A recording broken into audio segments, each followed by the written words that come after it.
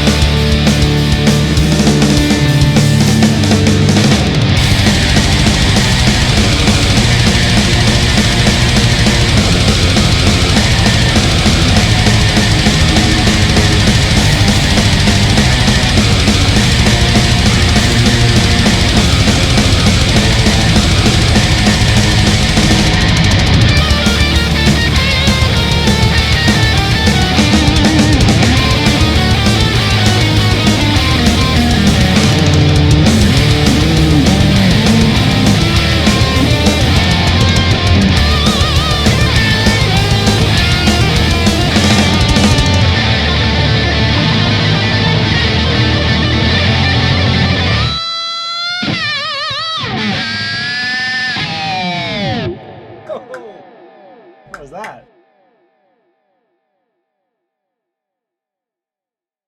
And we're back. So this was an awkward one for me because I'm kind of in the minority. Let's get to the gear before I start talking about the gear as if you know, because you might not know. Behind me is one of the better solid states amps to come out.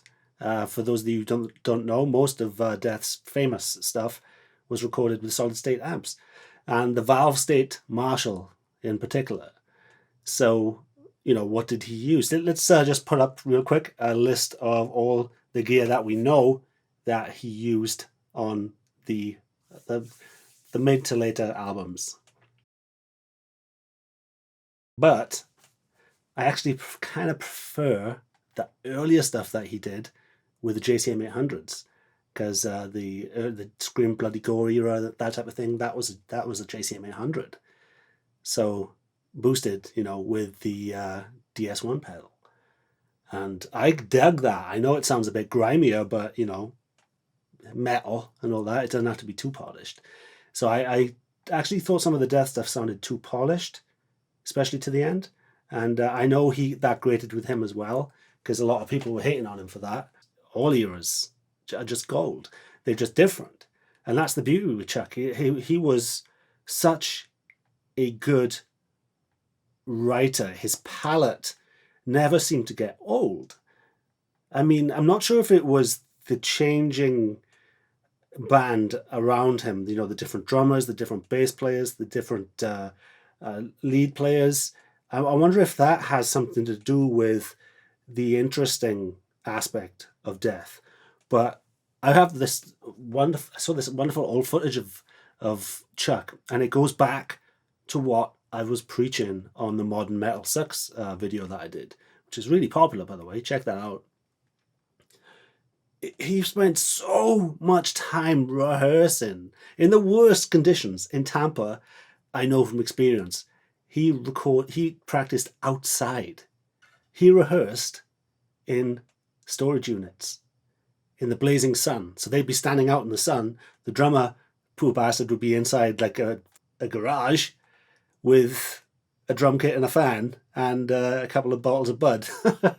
And they would be playing in the blazing sun, you know, short shorts on, fucking wife beaters on. God knows what was happening to their guitar necks and the sweat and the rust and the rest of it on their guitar. So, you know, the guitars were built like brick shithouses back then.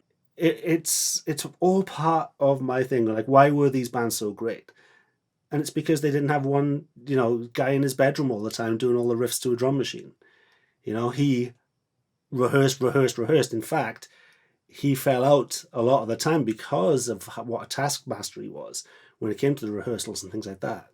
So, and it did turn out that a couple of the guys that he was with turned out to be a little bit, you know, he got a reputation as a Dave Mustaine type, where he's cracked the whip too hard and he was bit of this, but he was actually just a perfectionist. And some of the guys couldn't keep up, or they would, you know, drinking too much and things were going on. And Chuck was actually, I think, a victim of his own professionalism.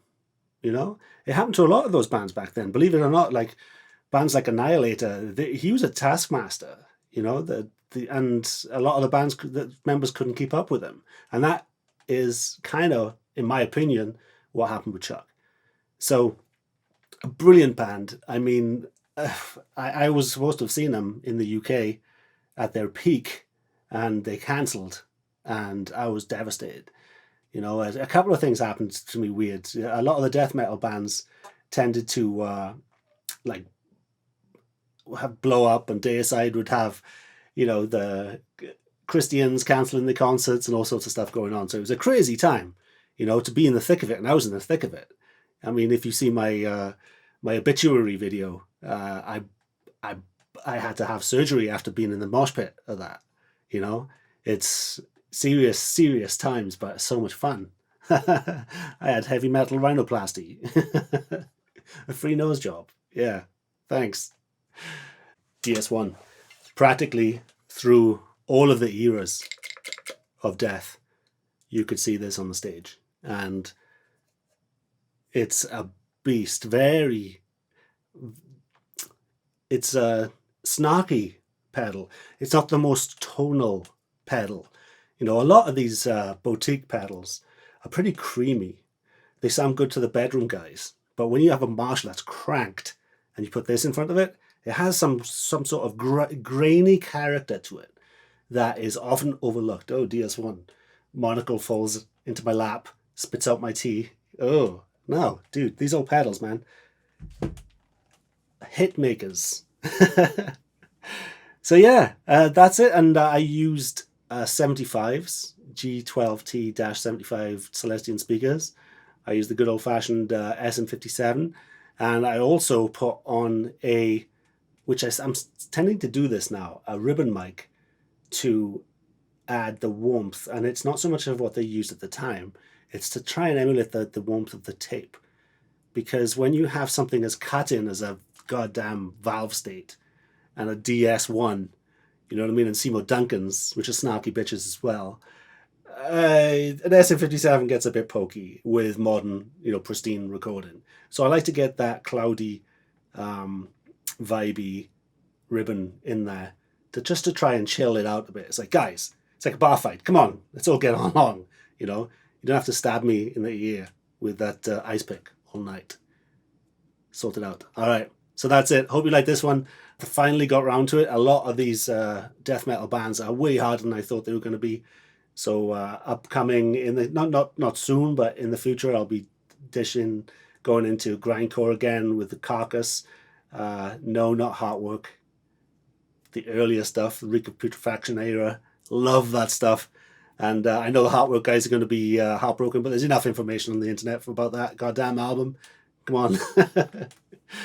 So, yeah, the birth of Melodeath. Well, Melodeath came a little bit after that, but you know Heartwork had a big hand in ruining death metal. What? No.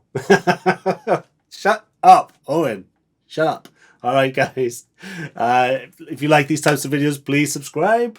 And I have my own distortion pedal out. I have my own pickups that are really in tuned to recording. Not so much in the room, but very good for recording. Lots of scope, lots of clarity, lots of options, and that type of thing.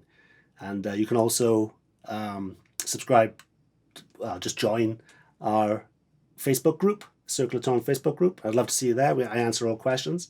Let me know your death experiences, your near-death experiences in the comments. And on to the next one. Circle of Tone.